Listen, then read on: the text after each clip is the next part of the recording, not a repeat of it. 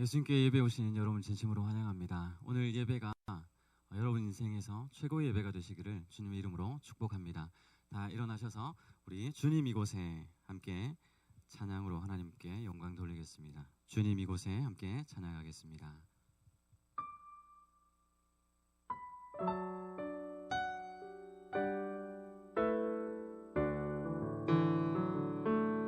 주님 이곳에 주님 이곳에 우리와 함께 하시네. 나의 몸과 마음 경배 드리네. 주님 이곳에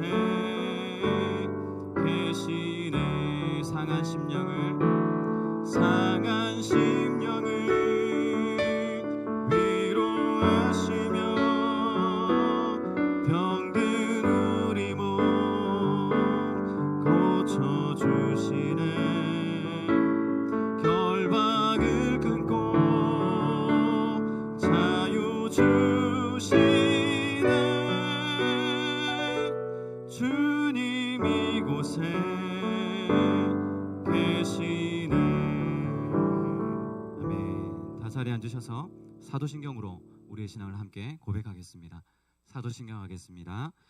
전능하사 천지를 만드신 하나님 아버지를 내가 믿사오며 그 외아들 우리 주 예수 그리스도를 믿사오니 이는 성령으로 잉태하사 동정녀 마리아에게 나시고 본디오 빌라도에게 고난을 받으사 십자가에 못 박혀 죽으시고 장사한 지 사흘 만에 죽은 자 가운데서 다시 살아나시며 하늘에 오르사 전능하신 하나님 우편에 앉아 계시다가 저리로서 산자와 죽은 자를 심판하러 오시리라. 성령을 믿사오며 거룩한 공회와 성도가 서로 교통하는 것과 죄를 사하여 주시는 것과 몸이 다시 사는 것과 영원히 사는 것을 믿사옵나이다. 아멘. 우리 시간 함께 기도할 때 지난 한 주간을 돌아보면서 함께 기도했으면 좋겠습니다.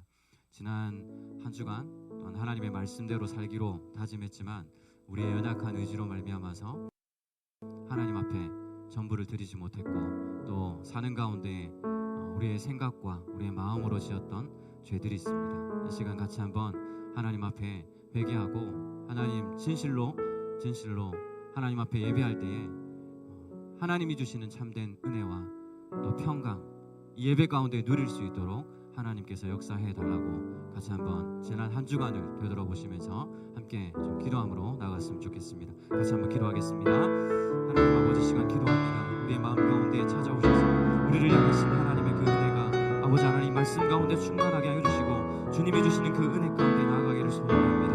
하나님 아버지 지난 한 주간도 주의 말씀대로 살고자 했지만 하나님 그 말씀대로 살지 못했던 저희들의 삶을 회개합니다. 하나님 아버지 다시 한번 주님을 향한 뜨거운 열정과 하나님을 향한 마음을 다하여 아버지 하나님 온전히 예배할 수 있게 하여 주시고 이 예배 가운데 살아계신 하나님을 경험할 수 있도록 주님 인도하여 주시옵소서. 말씀 가운데 역사하시는 그 하나님 아버지 그 말씀 가운데 살아계신 하나님을 경험할 수 있도록 인도하여 주시고 무엇보다도 하나님 이 예배를 통하여 평강과 위로를 얻고 돌아갈 수 있는 귀한 은혜의 시간이 될 수 있도록 주님 인도하여 주시옵소서. 하나님 아버지 그저 왔다 그냥 가는 것이 아니라 하나님의 은혜로 충만한 예배가 되어질 수 있도록 주님께서 함께하여 주시기를 간절히 소원합니다. 이 예배 가운데 주님이 역사하여 주시옵소서. 이 예배를 주장하여 주시옵소서. 오늘 이 예배를 통하여 하나님께서 살아계심을 아버지 하나님 보여주시기를 간절히 소원합니다. 예배 가운데 함께하여 주시옵소서.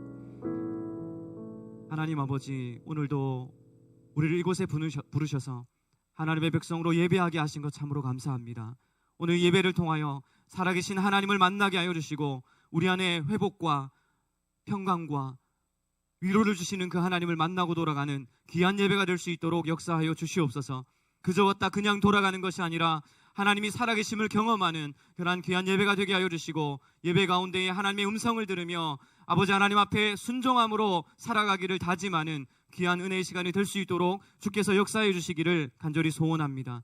예배 가운데 주님 함께하여 주실 줄 믿사옵고 이 모든 말씀 예수님의 이름으로 기도드리옵나이다. 아멘.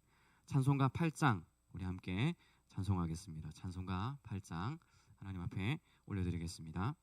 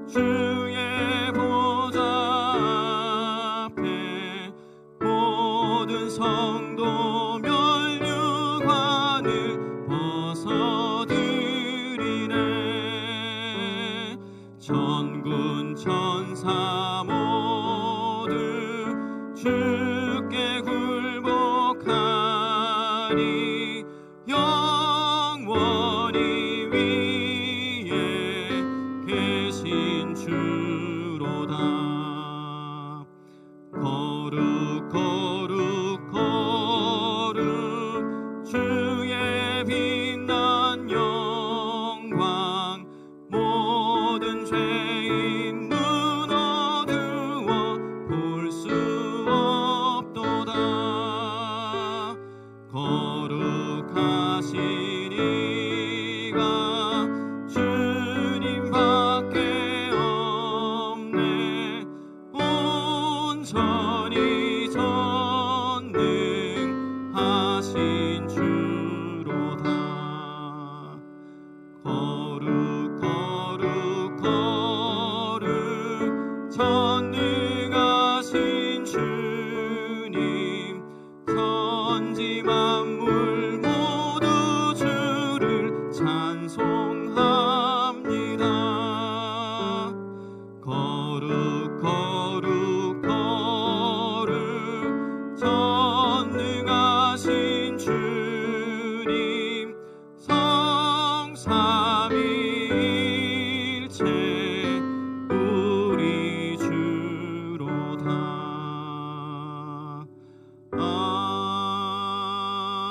아멘.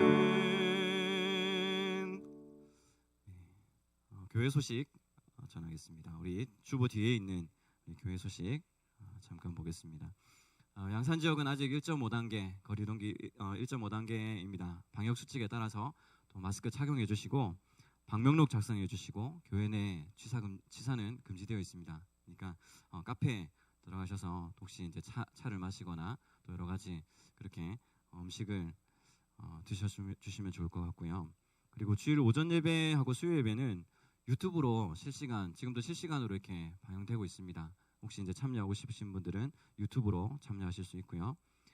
코로나19가 이제 계속되면서 지금 숫자도 또 굉장히 부산 지역이나 여기 경남 쪽에도 많이 발생하는 걸로 알고 있는데, 그러다 보니까 설립 예배가 계속해서 좀 미뤄지고 있습니다. 그러나 주일 예배는 미룰 수 없어서 지난 주일부터 예배를 드리게 됐고, 아마 설립 예배는 5월 중에 하지 싶은데 지금 또 이제 숫자가 계속 늘어나는 상황이라서 어떻게 될지 조금 추이를 살펴본 후에 추후에 또 다시 공지를 하도록 하겠습니다. 예배 후에 김밥 있으니까 김밥 가지고 가주시고 카페에서 같이 나눠서 또 드시면 될 것 같습니다. 함께 섬길 또 우리 반주자 수요 예배에 우리 주일 오전에는 또 우리 김지연 자매가 이렇게 반주로 섬겨주시기로 지난주 반주기가 끊기는 바람에 하나님 부르심을 받고 헌신하기로 그렇게 해주었고요. 너무 감사하고요. 그리고 우리 뒤에 방송실에서 우리 이민수 형제가 계속해서 이제 방송으로 섬겨주고 있습니다. 하나님께서 또 섬길 일들을 채워주셔서 개척교회가 하나님께 기쁨이 되는 그러한 교회가 될 수 있도록 수요 예배 반주자, 그리고 토요일 날 저희가 청소를 이렇게 계속 해 나가고 있습니다. 집사님도 오셔서 도와주고 계신데 혹시 토요일 청소를 하실 것 같으면 저한테 연락을 주시면 또 토요일 날 청소로 이렇게 또 봉사를 같이 하면 좋을 것 같습니다. 그리고 예배는 지금 새벽 기도회는 화요일부터 토요일까지 5시 30분에 계속해서 이렇게 새벽 예배를 드리고 있고요. 수요 기도회는 7시 30분이고 주일 어린이 예배는 이제 다음 주부터 시작을 하려고 합니다. 저희 예찬이 예은이 데리고 주일 예배 어린이 예배를 계속 또 쉴 수 없고 해서 예찬이 예은이부터 이렇게 주일 학교를 좀 시작하려고 하는데, 아마 주일 오전 예배는 9시 30분, 지금 이제 주보에는 9시로 되어 있는데 9시 30분에 그렇게 주일 어린이 예배를 좀 드리려고 합니다. 기도해 주시고 또 이 안에서 주일학교 아이들이 하나님의 은혜를 누릴 수 있도록 하나님 역사해 달라고 좀 기도해 주셨으면 좋겠습니다. 광고는 여기까지 하고요. 제가 봉헌 기도하고 예배 드리도록 하겠습니다. 제가 기도하겠습니다.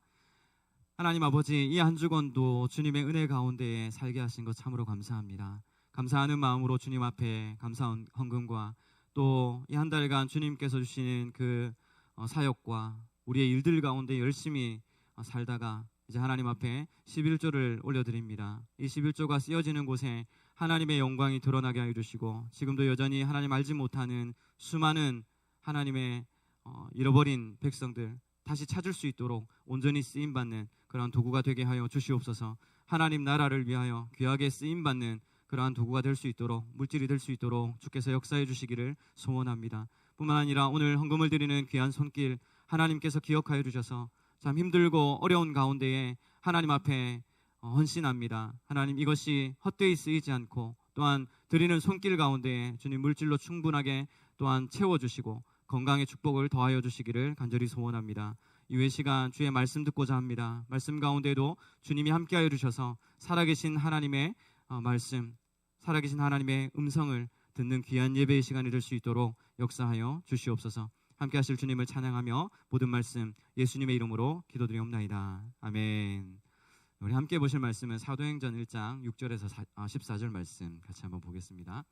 신약성경 186페이지에 있는 사도행전 1장 6절에서 14절 말씀 같이 보겠습니다. 신약성경 186페이지에 사도행전 1장 6절에서 14절 말씀 교독하도록 하겠습니다. 제가 한번 읽고 여러분 한 절 읽고 마지막은 같이 읽겠습니다. 그들이 모였을 때에 예수께 여쭈어 이르되 주께서 이스라엘 나라를 회복하심이 이때이니까 하니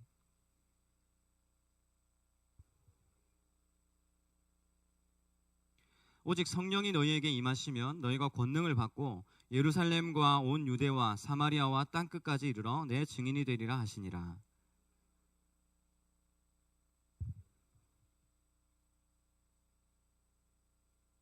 올라가실 때에 제자들이 자세히 하늘을 쳐다보고 있는데 흰옷 입은 두 사람이 그들 곁에 서서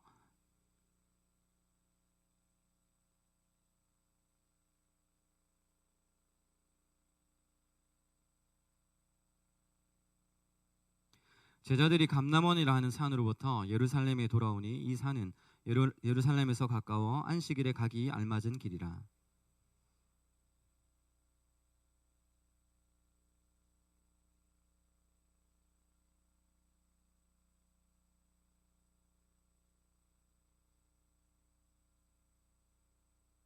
함께 읽겠습니다. 여자들과 예수의 어머니 마리아와 예수의 아우들과 더불어 마음을 같이하여 오로지 기도에 힘쓰더라. 아멘. 이 말씀을 가지고 강력한 하나님의 부르심, 사명 이라는 제목으로 여러분들과 함께 말씀을 나누고자 합니다. 지난 주일에는 예수님 교회가 이제 지어져 간다, 교회는 지어져 갑니다라는 제목으로 함께 말씀을 나누었는데 하나님이 거하실 처소인 교회는 함께 지어져 가는 것입니다. 누구 한 사람의 능력이나 힘으로 지어져 가는 것이 아니라 혹은 돈으로 교회를 짓는 것이 아니라 하나님의 부름을 받은 그리스도인들이 함께 동역하여서 교회는 지어져 가는 것이죠. 믿는 자들이 함께 연합하지 않고서는 교회가 세워질 수 없는 것입니다. 그래서 함께 이 예수님 교회가 하나님의 말씀 가운데 지어져 갈 수 있도록 또 기도해 주시고 계속해서 어떻게 이 예수님 교회가 어떤 방향으로 나아갈 것인지 또 어떤 사역을 해 나가야 할 것인지를 계속해서 고민해 나가고 이 땅에서 올바른 교회의 모습을 세워가는 그러한 시간들이 되어야 될 것입니다. 코로나 이후 한국 교회를 향한 비기독교인의 신뢰도가 얼마나 떨어졌는지 여러분도 아마 실감하실 것입니다. 교회가 현재 어디에 관심을 가져야 하는지 혹은 어떤 위기의식을 가져야 되는지 분명히 보여주는 것이라고 저는 생각합니다. 코로나19 확진에 개신교회의 책임이 크다라고 묻는 질문에 비그리스도인들, 비기독교인들이 뭐라고 답했는지 한번 보실까요? 코로나19 확산에 개신교 책임이 크다라고 그렇게 이야기했을 때 매우 그렇다라고 답한 비개신교인이 43%였습니다. 그리고 조금 약간 그렇다라고 말한 비개신교인이 39.4%였습니다. 굉장히 많은 숫자죠. 이것이 기자들의 편파 보도로 인한 그러한 결과이든지 또 실제로 그렇지 않든지 저희는 지금 이 문제 앞에 직면해 있다는 사실을 기억해야 할 것입니다. 이러한 결과를 지금 우리는 이미 맞았습니다. 그러면 이제 한국 교회가 무엇을 향해 달려가야 할지, 어디로 가야 할지 저는 여실히 보여주는 결과물이라고 생각합니다. 그래서 우리가 좀 고민해야 될 것, 이 위기 앞에서 무너지지 않고 다시 일어설 수 있는 교회의 방향이 뭔지 이런 것들을 예수님 교회가 고민해야 된다고 생각하죠.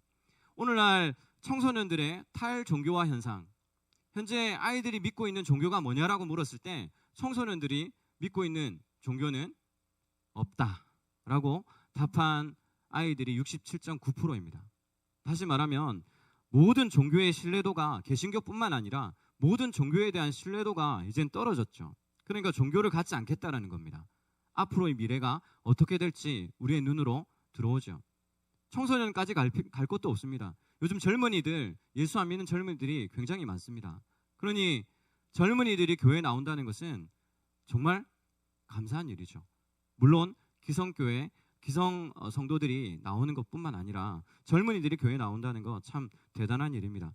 코로나19로 교회의 신뢰도가 계속 떨어지고 청소년들과 젊은이들이 종교를 버리는 그런 오늘날의 상황 속에서 우리가 어떻게 생각해야 될까? 그저 말세가 되었으니까 당연히 일어나는 현상이라고 그렇게 생각할 수도 있을 것입니다.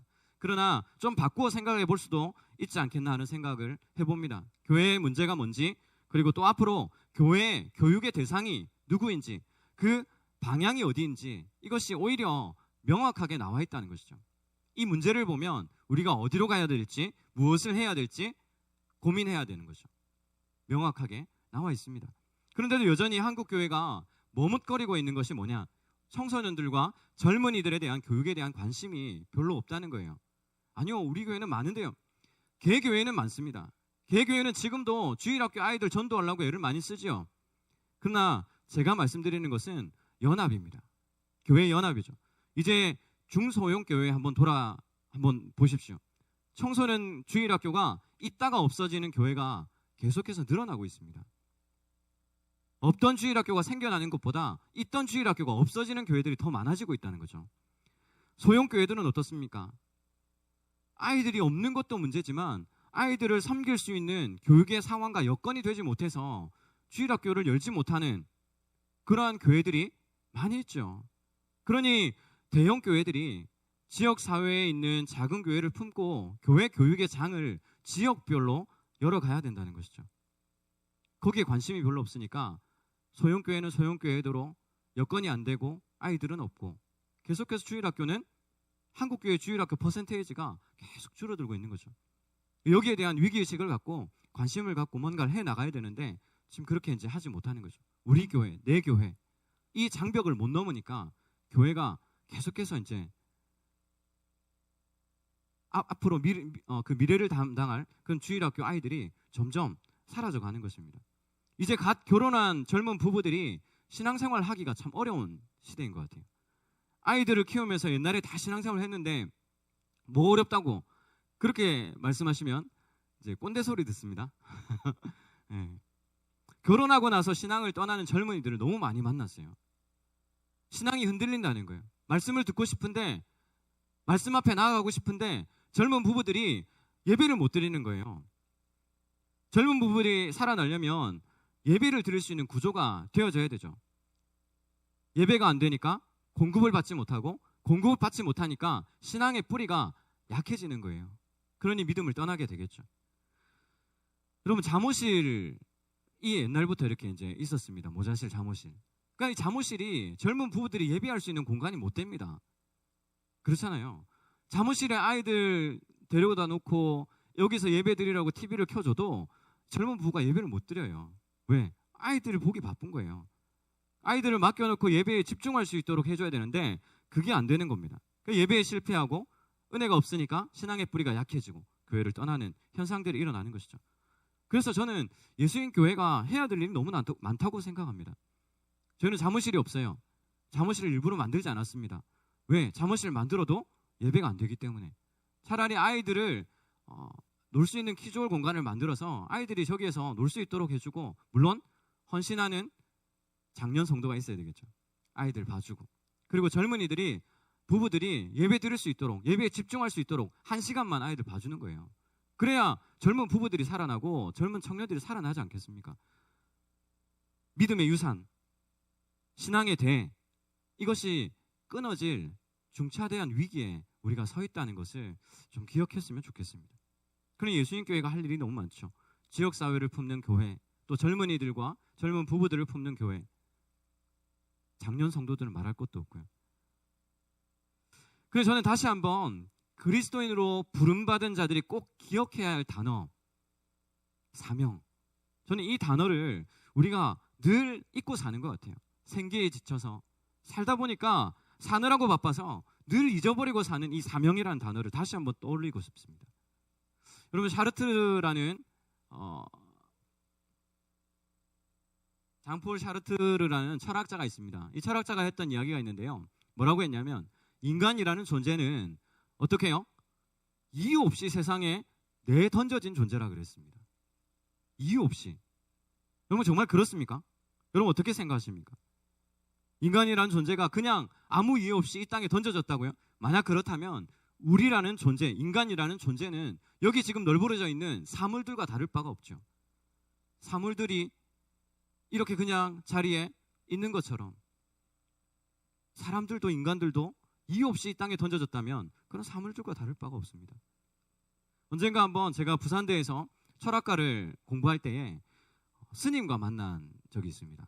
스님들이 철학과에 공부하러 많이 오세요. 그래서 이제 우연히 또 그 스님하고 이야기를 많이 나누게 됐는데, 또 종교인이다 보니까 목사이고 스님이고 같이 이제 이야기를 카페에 가서 막 얘기를 나눈 적도 있고 되게 친해졌어요. 이분이 범어사 주지 스님 밑에서 이제 그 배우고 있는 수련하는 그런 스님이었거든요. 저보다 이제 한 살이 작았는데 같이 이야기를 나눈다 보니까 맞는 부분이, 이야기가 이제 세상적인 이야기나 뭐 이렇게 이야기를 하다 보니까 맞는 부분이 많더라고요. 그래서 카페에서 이렇게 저하고 스님하고 이렇게 이야기를 나누고 있으면 애들이 막 와서 사진 찍어가고 그랬어요. 스님하고 목사가 만나서 이야기한다고. 그랬는데 저는 이제 불교에도 소명이라는 것이 있는지 궁금했어요. 불교에는 과연 어떤 것이 있어서 저 스님이 자신의 삶을 버리고 여기에서 자기 나름대로 헌신을 하는 이유가 뭘까? 그게 되게 궁금했습니다. 저는 목사가 된 이유가 분명했거든요. 신적인 부르심, 그러니까 하나님의 부르심이 있었기 때문에, 확실했기 때문에 제가 지금 이 자리에 서 있는 거거든요. 제 이야기를 하면서 저는 이런저런 이유로 내가 목사가 되기로 결심했다, 그렇게 이제 이야기를 쭉 하고 지금까지 달려왔는데, 스님은 어떻게 스님이 되셨습니까? 제가 이제 물었어요. 불교에도 혹시 소명이라는 것이 있습니까? 신적인 부르심이라는 게 있습니까? 그렇게 물었을 때 소명이라는 단어를 잘 몰랐어요. 신적인 부르심이라는 것을 잘 몰랐어요. 그건 당연합니다. 왜냐하면 불교는 본래부터 종교로 시작한 게 아니었기 때문이죠. 깨달음을 얻고자 하는 그러한 지식, 학문, 그거에 불과했기 때문에 그렇습니다. 단지 왜 스님이 되셨습니까? 본인이 하는 이야기가 그렇습니다. 고등학교 때 그냥 집에서 나와서, 우리가 흔히 불교적인 용어로 속세를 떠나고 싶었기 때문에 자기는 스님이 되었다, 그렇게 이야기를 하는 거예요. 피하고 싶었다는 거죠. 자신의 현실과 삶을 피하고 싶어서 그냥 절에 들어가서 머리 깎아버린 거예요. 그리고 지금까지 이렇게 살아왔다라고 이야기를 하는 거예요. 그러나 그리스도인은 결코 그렇지 않습니다. 우리는 우리를 부르신 분명한 목적과 이유가 이 땅에서 하나님의 계획 안에서 펼쳐지는 것이죠. 하나님의 계획이 우리를 통해서 이 땅에서 펼쳐져 가는 것입니다. 분명한 목적과 이유가 있다는 것이죠. 여러분들이 이 땅에 사는 이유는 단순히 생존 경쟁에서 살아남는 게 아니라는 거죠. 그저 이 땅에서 생존 경쟁을 펼치다가 마지막에 주님 오실 때, 주님 앞에 그렇게 섰을 때 우리가 할 수 있는 이야기 뭐가 있겠냐는 것이죠. 오늘 본문에 보면 예수님의 제자들이 나옵니다. 이 예수님의 제자들이 등장하는데 12절과 13절 말씀 같이 한번 읽어볼까요? 같이 읽어보겠습니다. 시작. 제자들이 감람원이라 하는 산으로부터 예루살렘에 돌아오니 이 산은 예루살렘에서 가까워 안식일에 가기 알맞은 길이라. 들어가 그들이 유하는 다락방으로 올라가니 베드로, 요한, 야고보, 안드레와 빌립, 도마와 바돌로메, 마테와 및 알페오의 아들 야고보, 셀롯인 시몬, 야고보의 아들 유다가 다 거기 있어. 다 거기 있어. 여러분, 저는 이 본문을 읽을 때마다 궁금한 게 있어요. 생각나는 질문이 있는데, 아니 이 제자들이 어떻게 다시 모일 생각을 했을까 하는 것입니다. 왜 제자들이 이 다락방에 다 거기에 모였을까요? 그들이 그렇게 의지하고 따랐던 리더, 예수님이죠. 그 리더가 십자가에 못 박혀 죽을 때에 자신들도 잡힐까 봐 두려워서 도망갔던 제자들입니다. 그 중에 수제자였던 베드로 어땠습니까? 예수님을 저주하면서까지 난 저는 모른다, 야, 너도 저와 같은 당 아니냐라고 사람들이 손가락질을 했을 때 베드로는 저주하면서 나 저 사람 모른다. 그렇게 하고 도망갔던 사람이 바로 베드로였습니다. 예수님을 극구 모른다고 부인했던 베드로가 지금 이 자리에 와 있는 것이죠. 예수님이 진리라고 생각했고 자신의 생계마저 버리면서 쫓았던 거잖아요. 내가 곧 길이요 진리요 생명이니 나로 말미암지 않고는 아버지께로 올 자가 없다는 그 말씀 붙잡고 예수님 따랐잖아요. 물고기 잡는 어부가 자신의 생계 도구 다 내려놓고 주님 쫓아 살았습니다. 확신을 가졌죠. 예수님이 진리고 예수님이 길이다라고 생각하고 그렇게 따랐습니다. 근데 예수님이 십자가에 못 박혀 돌아가시는 순간 제자들은 그야말로 멘붕이 온 거죠. 이게 뭐지? 예수님 살아계실 때 일으킨 수많은 기적들과 또 확신 있는 그 말씀의 능력을 경험할 때 마음에 확신이 생겼어요. 아, 이 길이다라고. 이 길이 맞다라고. 근데 예수님이 십자가에 못 박혀 돌아가시는 순간 제자들은 길을 잃어버린 거예요. 이게 뭐지? 이 길이 정답이라고 틀리지 않았다라고 그렇게 쫓아왔는데 예수님께서 힘없이 로마 군인들에게 잡혀가는 순간 그동안 확신했던 길에 의심이 들 수밖에 없는 것이죠. 의심은 둘째치고 어떤 마음이 들어요? 나도 잡혀 죽겠다. 나도 잡혀 죽을까 두려워서 도망쳤던 것이죠. 예수님이 십자가에 못 박혀 돌아가시는 그 순간 그동안 쌓아왔던 확신이 와르르 무너져 내리는 그런 경험을 제자들은 했을 겁니다.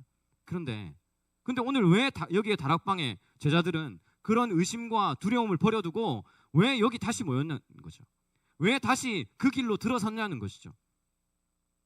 예수님께서 걸어가셨던 그 길을 다시 간다는 거, 이 제자들이 다시 다락방에 모였다는 거, 이게 무슨 의미입니까? 예수님의 제자들이 유대인들로부터 위협당하고 핍박받는 것 예수님을 통해서 봐왔거든요. 다시 모였다는 것은 그 위협을 어떻게 해요? 두려워하지 않겠다는 거죠. 로마 군인들에게 붙잡혀 죽을 수 있는 그 길입니다. 그런데 그 길을 두려워하지 않고 이 다락방에 모였다는 거예요. 예수님의 제자로 사는 길을 포기했던 제자들이 예수님이 죽음과 부활 이후에 다시 모여들었고 앞으로 무엇을 하며 살아야 될지 어떤 방향으로 가야 할지 분명하게 깨닫게 되었습니다. 그들로 하여금 죽음을 두려워하지 않고 다시 모이게 했던 그것은 바로 죽음보다 더 강력한 하나님의 부르심, 사명이 있었기 때문이죠. 그 사명 없었으면 모여들 이유가 없는 것입니다. 왜 교회를 세우고 왜 모여서 기도하고 왜 모여서 하나님 앞에 예배할까요? 죽음조차도 두려워하지 않는 하나님의 부르심, 사명이라는 것이 그리스도인들에게 있기 때문이죠. 제가 이 사명이라는 주제를 이야기할 때 꼭 빼놓지 않는 영화가 하나 있습니다. 아마 청년들은 하도 많이 들어서 잘 아실 텐데 어떤 영화인지 혹시 아세요?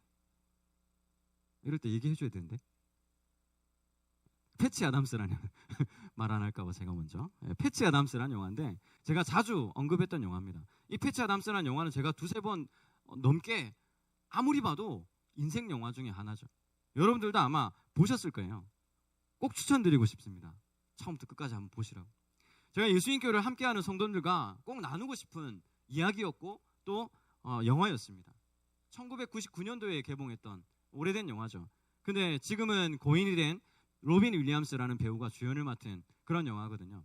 근데 로빈 윌리엄스라는 배우를 좀 참 좋아합니다. 근데 이 배우의 삶이요 사실 파란만장하거든요.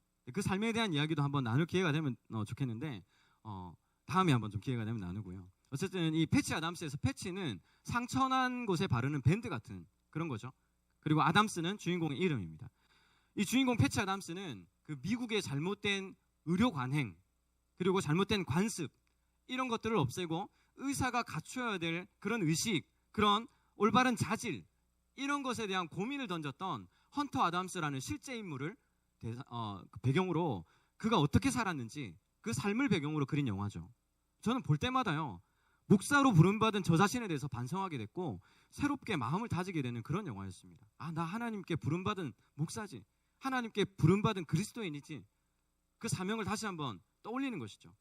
그리스도인의 삶에 대해, 그리스도인의 삶의 사명이라는 것에 생각을 던지는 그런 영화였습니다.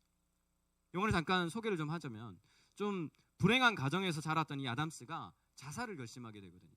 근데 이 자살이 미수에 그치면서 결국에는 정신병원에 수용됩니다. 강제로. 삶의 목적을 찾아 떠나는 그 길에서 자신의 삶을 잃어버렸다라고 생각을 하는 거예요. 막 열심히 살아왔는데 어느 순간 길을 잃어버린 거예요. 내가 지금까지 살아왔던 이 길이 맞나? 내가 그러면 지금 어디로 가야 되지? 길을 잃어버릴 때가 찾아온 거예요. 이 아담스도 그것이 찾아온 거예요. 인간이 삶의 의미와 목적을 잃게 되면 생의 의지를 놓아버립니다. 내가 사는 존재, 내가 사는 목적, 이것을 잃어버리면 내가 살 이유가 없는 거죠. 생의 의지를 놓아버린 아담스가 그것 때문에 죽음을 생각하게 됐습니다. 그런데 결국에는 미수로 그치고 정신병원에 들어갔는데 뜻밖에도 이 정신병원에서 만난 환자들을 통해서 자신이 가야 할 방향을 다시 발견하게 되는 거예요. 한번 보겠습니다. 새로운 통찰을 얻게 됩니다. 손가락 4개를 붙여주면서 몇 개가 보이냐? 당연히 4개가 보이잖아요. 근데 이 수학자는 아니 그거 말고 그 너머의 답을 찾아보자는 거예요. 일률적인 정답 말고 다른 거, 그 너머에 있는 사실을 한번 이야기해보자 라고 이야기하죠. 나중에 헌터의 대사 중에 이런 대사가 나오는데요. 한번 보여주세요. 이렇게 이야기합니다. 그렇다. 내가 왜 그것을 해야 하는지, 그것의 진정한 목적이 무엇인지 잊어버린 채로 엉뚱한 것을 쫓고 있는 경우가 많다. 내가 지금 의술을 행하건 길거리에서 청소를 하든 우리는 모두 다른 사람의 건강과 행복을 위해 하는 것이다. 그런데 지금 당장 내 앞에 있는 문제만 보고 있으니 진정한 가치를 놓치고 있는 것이다. 이후에 이제 아담스가 깨달은 그 깨달음을 가지고 새로운 이제 일들을 하게 되는데 이 사건이 아담스에게 얼마나 큰 변화를 가져오는 계기가 되었는지 알 수 있어요. 의사라면 누구나 당연히 권위를 갖고 환자의 감정에 휩쓸리지 않고 그렇게 이성적으로 진료를 해야 되잖아요. 환자의 감정에 휩쓸려서 치료하게 되면 어떻게 될까요? 올바른 치료가 이루어질 수 없다라고 그렇게 생각하죠. 그게 정답입니다. 그러나 이 아담스는 그런 전통, 관습 이런 것들을 해체시키고 환자와 함께 웃어주고 울어줄 수 있는 그런 의사가 진정한 의사라고 판단하게 됩니다. 정답 너머의 것을 보려고 한 거죠. 이 패치 아담스가 정신병원에서 만난 사람들과의 그 대화에서 진짜 치료라는 게 뭔지를 생각하게 되거든요. 잠시 인생의 길을 가다 길을 잃어버렸잖아요. 근데 자신이 가야 할 길을 이 병원에서 또 찾게 되는 거죠. 그 길로 이 정신병원에서 나와서 버지니아 의과대학에 입학을 하고 자신은 의사가 됩니다. 의과대학에 들어간 패치 아담스가 그 당시 의사로서는 생각할 수 없는 그런 것들을 이제 하게 돼요. 여러 가지 사건들이 많이 있는데 그걸 다 보여드릴 수는 없고 두 번째 사건 중에 한 가지만 정말 진정한 영향력은 성경의 가치가 나의 삶에서 드러날 때 힘이 있는 것이죠. 그런 가치가 살아있으니까 패치 아담스가 환자를 보는 방식이 달라지는 거예요. 같이 보고 싶은 분이 너무 많지만 시간이 없어서 보여드리진 못하니까 한번 좀 찾아서 보시면 좋을 것 같고 그러니까 성경의 가치를 내 삶 속에 녹여내려고 하는 그 열정, 그 간절히 바라는 그런 마음 이런 것들이 우리의 삶에서 계속 녹아나야 되는 것이죠. 좀 전에 보신 것처럼 백혈병에 걸려서 한참 뛰어놀 나이에 병원 침대에 누워서 아무것도 못하는 아이에게 즐거움을 선물로 주죠. 웃음을 선물로 주죠. 그뿐만 아니라 대장암에 걸려서 이제 시한부 인생을 살아가는 한 환자에게 찾아가서 마지막 인생이 얼마 안 남았으니까 얼마나 까칠한 인생을 살고 있겠습니까? 얼마나 까칠하겠습니까? 근데 그 까칠한 환자에게 나아가서 친구가 되어주기도 하고 그리고 병원비가 없어 진료를 받지 못하는 사람들과 소외된 사람들을 위해서 무료 진료소를 운영을 하게 되죠. 기존의 생각으로는 전혀 상상할 수 없는 그런 일을 아담스는 해나왔습니다. 근데 문제는 뭐냐면 이제 이 인생에 큰 문제가 하나 찾아오는데 그게 뭐냐면 그렇게 무료로 진료를 하기 위해서 무료 진료소를 열었는데 두 가지 사건이 발생합니다. 그게 뭐냐면 한 가지는 자신이 사랑했던 한 여인이 그 정신질환자가 쏜 총에 맞아 죽게 되거든요. 캐린이라는 여인이 죽게 되고 그리고 또 한 가지는 학생 신분으로 의사의 면허 없이 무료 진료소를 열었다는 것 때문에 이제 학교에서 그 회의가 열리죠.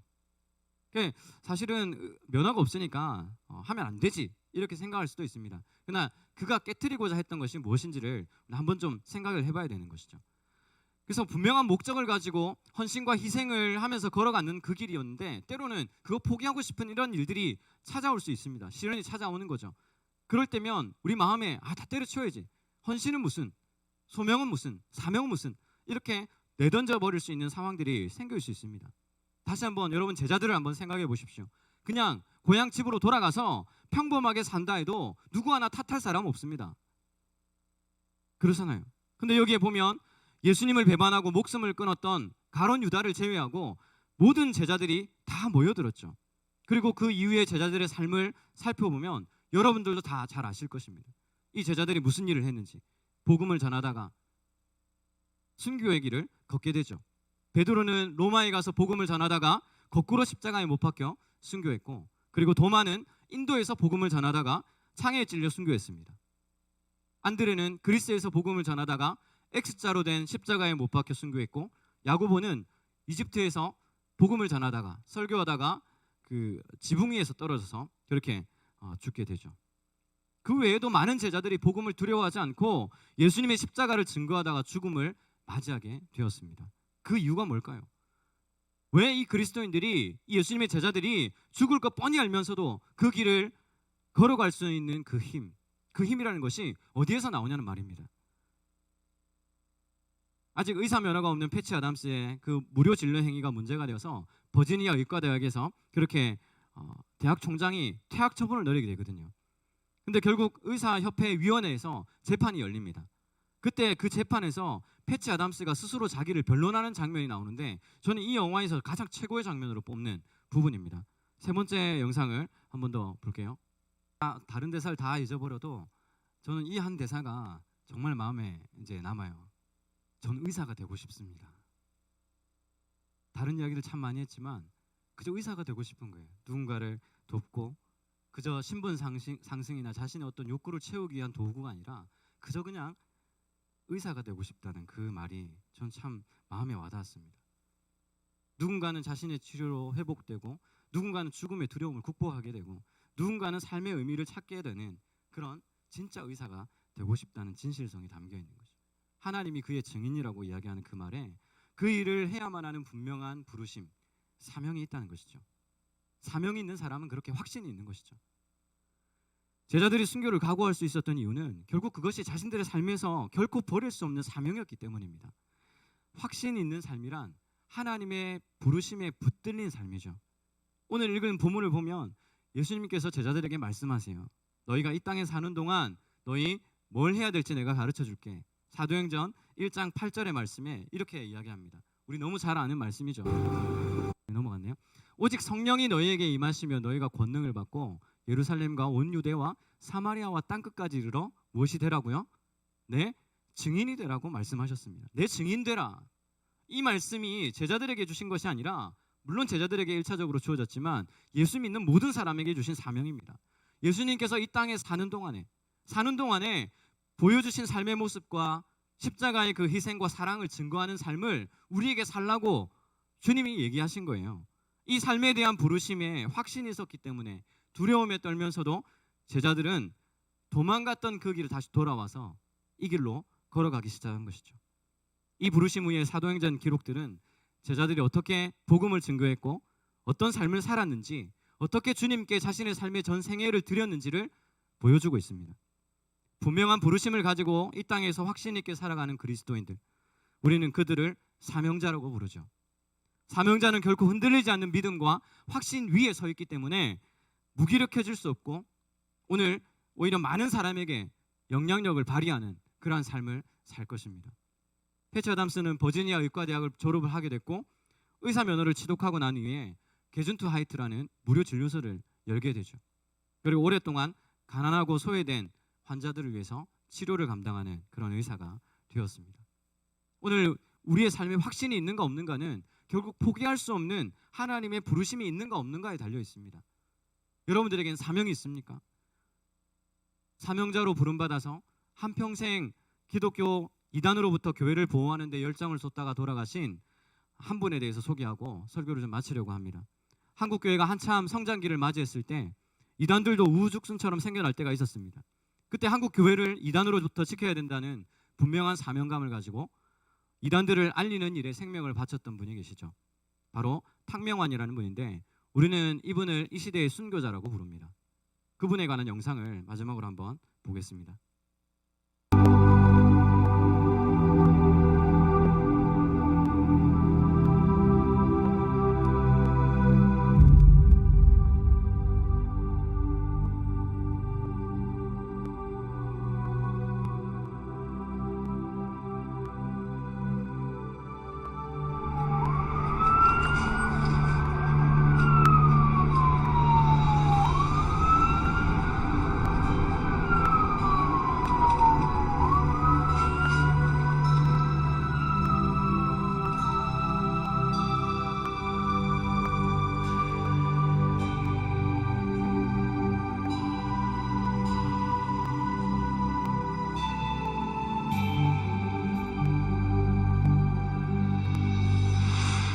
그날 생교라고 하는 예전에 유명한 이단 단체 피해자들이 기자회견을 하는 날이었고, 그분들의 이야기는 참 중요한 이야기여서 이제 교가 일망타진되어질 수도 있는 그런 상황에 아버님이 기자회견을 마치고 돌아오는 길에 너무너무 들뜬 모습으로 그렇게 제가 운전을 하면서 아버님을 모시면서 집으로 왔던 기억이 있습니다. 그때 이 생교 때문에 얼마나 많은 사람들이 죽어가고 얼마나 많은 사람들이 피해를 입었는 줄 아니? 이 문제만 해결이 되어지면 네 엄마하고 그동안 한 번도 가지 못했던 여행을 이제는 좀 가고 싶구나. 지원이 너 알지? 내일 모레 엄마하고 30주년 결혼 기념일이라는 걸.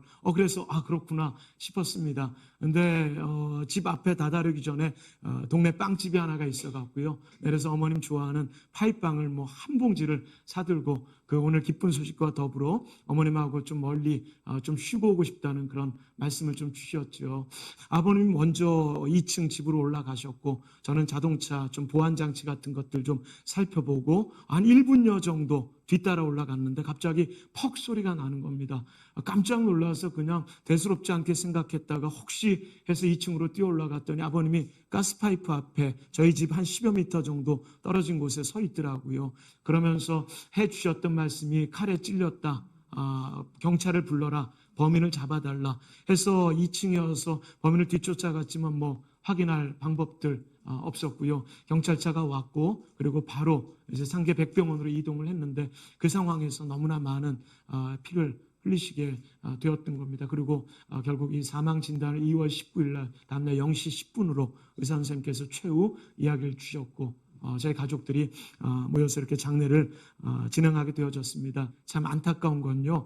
그때 당시 형님은 미국 유학 중이었는데 아버님 소식을 듣고 비행기에 빨리 표를 끊고 이동하는 순간에 그렇게 편지를 좀 신문을 찾았답니다. 왜냐하면 늘 아버님 테러 때마다 죽지 않고 그렇게 어려운 상황이긴 하지만 하나님께서 늘 살려주셨기 때문에 형님이 예전에 간증을 해주시는데 그 간증을 듣고 제가 좀 많이 울었던 것 같아요. 중태라고 하는 글자만 찾았답니다. 중태는 죽지는 않았으니까. 그런데도 불구하고 사망이라는 그 신문을 보면서 열몇 시간 미국에서 오는 동안 그 찹찹한 심정은 어떨까? 그리고 재작년에 아버님 20주기 추모 예식 때 유학 생활이 어려웠지만 아버님을 생각하면서 견딜 수 있었던 거라며 저희도 잘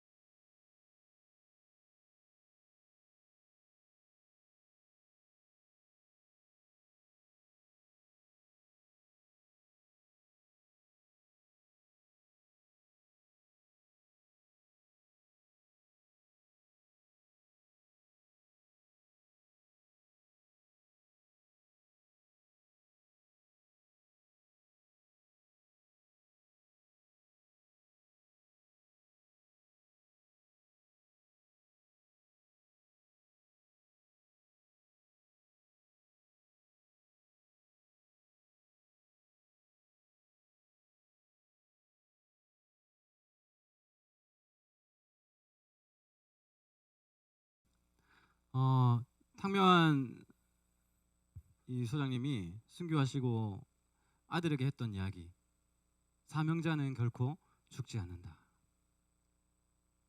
저는 이 아들들에게 물어보고 싶어요. 제자들에게 물었던 것처럼 동일하게 탕명한 소장님이 그렇게 이단에게 칼을 맞아 순교했을 때 그 아들들의 가슴은 찢어질 듯 아팠을 거예요. 근데 그 아버지의 죽음을 보면서도 그 아들들이 또 아버지의 길을 이어갈 줄 누가 알았겠습니까?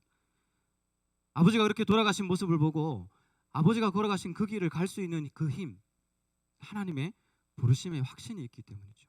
사명이 있기 때문이죠. 사명자는 확신이 있는 삶을 살 수밖에 없습니다. 여러분의 가슴을 뛰게 하는 하나님의 부르심이 여러분들에게는 있습니까? 내가 이 일을 하지 않고는 견딜 수 없고 그 일을 하지 않으면 안 되는 분명한 하나님의 부르심이 여러분 가운데 있느냐 말입니다. 그저 내게 주어진 삶의 급급한 삶을 살고 있지는 않은지 한번 되돌아보았으면 좋겠습니다. 저는 목사로 부름받고 지금 이 길을 걸어가고 있지만 저의 부르심의 끝이 목사라고 생각하지 않습니다. 목사로 살고 있지만 가슴 뛰는 일이 뭔지, 내가 하지 않으면 안 될 하나님의 부르심이 뭔지를 저는 늘 고민하는 것이죠. 내가 지금 당장 죽더라도 꼭 해야만 하는 그 사명이 나에게 있을까? 저는 그 길을 위해서 오늘 이 자리에 섰고 개척에 제 삶을 드렸습니다. 사랑하는 성도 여러분, 누가 뭐래도 결코 놓을 수 없는 사명을 가지고 이 자리에서 저는 목사로서 제가 할 수 있는 일을 하면서 열심히 살겠습니다. 성도 여러분, 지금 삶에 만족하지 말고 반드시 여러분의 삶에서 해야만 하는 하나님의 부르심을 발견하고 가슴 뛰는 그 일을 하면서 이 땅 가운데에서 쓰임받다가 주님 품에 갔을 때 착하고 충성된 종아, 네가 참 잘했다라고 칭찬받을 수 있는 그런 저와 여러분 되시기를 주님의 이름으로 축복합니다. 같이 우리 다 일어나셔서 주님 다시 오실 때까지 우리 이 찬송 하나님 앞에 좀 결단하는 마음으로 했으면 좋겠습니다. 우리 주님 다시 오실 때까지 함께 찬양하겠습니다.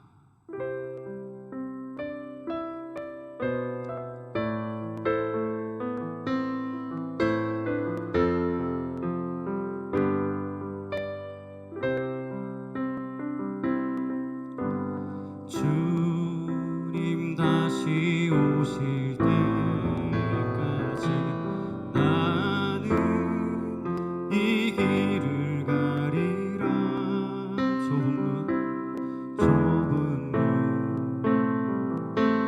좁은 길 나의 십자가 지고 나의 십자가 지고 나의 가는 이 길 끝에서 나의 가는 이 길 끝에서 나는 주님을 보리라. 영광의 내 주님, 영광의 내 주님 나를 맞아주시리, 나를 맞아주시리. 주님 다시 오실 때까지, 주님 다시 오실 때까지 나는 일어나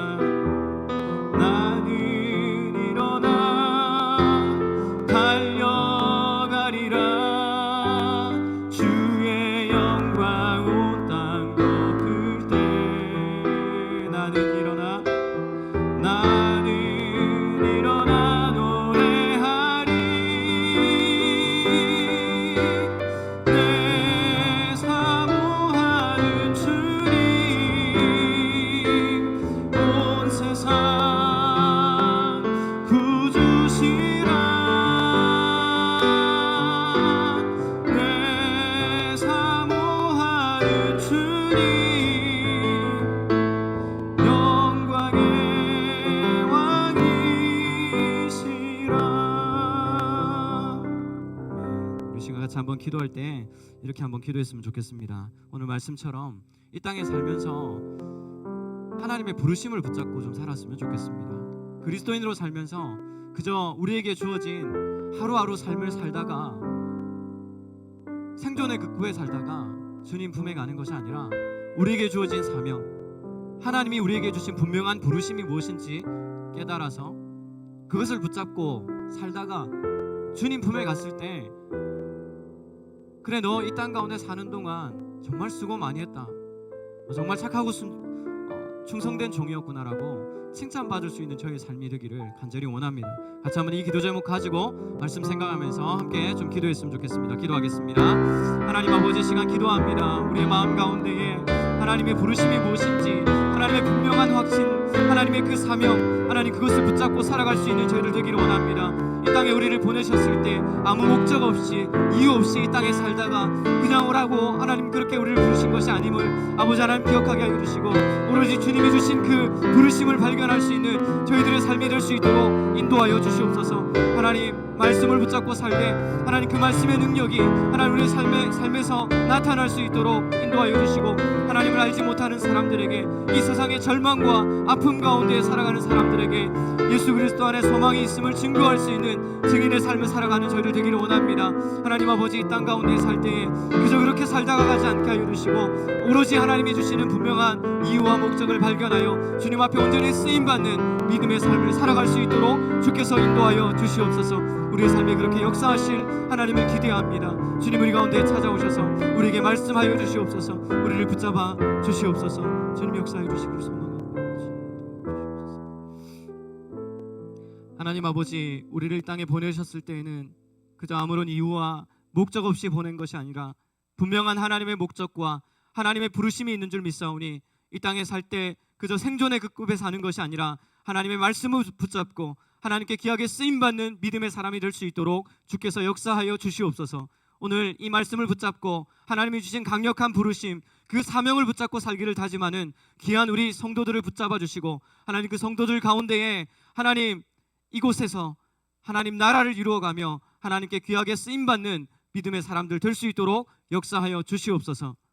지금은 우리 구주 예수 그리스도의 은혜와 하나님 아버지의 무한하신 사랑하심과 성령의 위로교통 충만하신 역사가 하나님의 부르심을 따라 이 땅 가운데에서 확신 있는 삶을 살다가 주님 앞에 갔을 때에 착하고 충성된 종아, 네가 참 잘했다라고 칭찬받기를 다짐하는 예수님교회 성도들과, 또 이 자리에 함께 예배하는 성도들과 이 땅에 있는 수많은 교회 위에 영원토록 함께 있을지어다. 아멘.